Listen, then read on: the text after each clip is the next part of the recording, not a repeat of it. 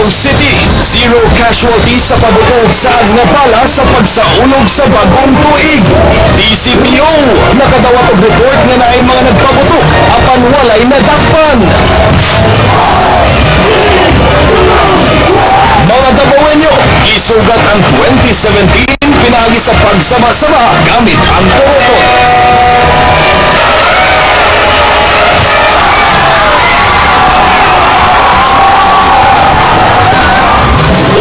Sa Davao del Norte, katusanang nananaw sa makalingaw nga fireworks display.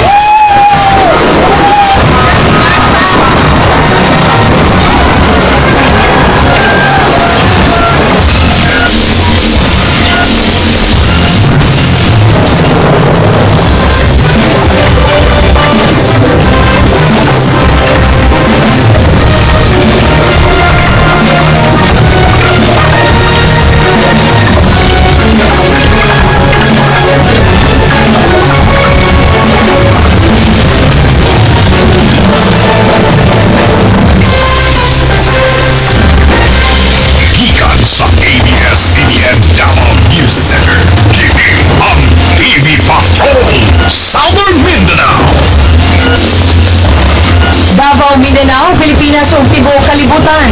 Kuyog ang mga patrol ng Pilipino among ihatod ang mga balita. Kapamilya live sa kitang madungog sa GXAB 296 Radyo Patrol. Nagpabiling zero casualty gihapon sa pabutuog sa Agnabala ang Davao City sa pagsaulog sa Pasko ug bagong tuig. Dunay nagdawat nga sumbong nga naay nagpabuto ang Davao City Police apan walay nadakpan ug nakasuhan. Nagapatrol si Villa Araneta.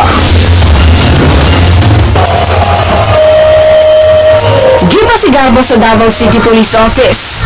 Kaysa pila ka tuig, subling walay natalang firecracker-related injuries o biktima sa saag nga bala tungod sa indiscriminate firing sa pagsaulog sa bagong tuig sa Davao City. Mga balitang gitutugan sa 24 oras Davao. Hugot ka seguridad gipatuman sa Davao City ug Reon 11 pagsugat sa bagong tuig. Davao City, zero casualties sa pabuto sa pagsugat sa bagong tuig.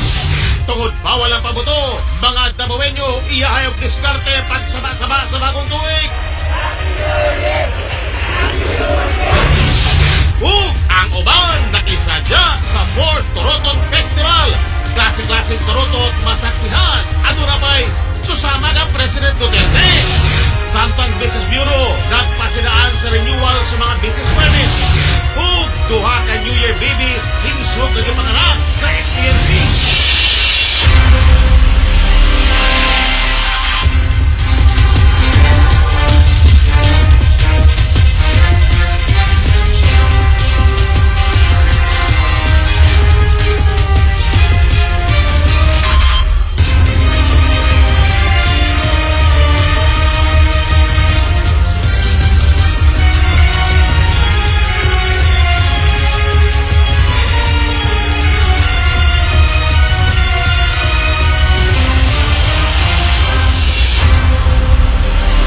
Balayaw Davao, ako sa Taco Campo, kauban si Sara Hilomen Velasco. Ani ana ang mga nagunang balita karong adlaw.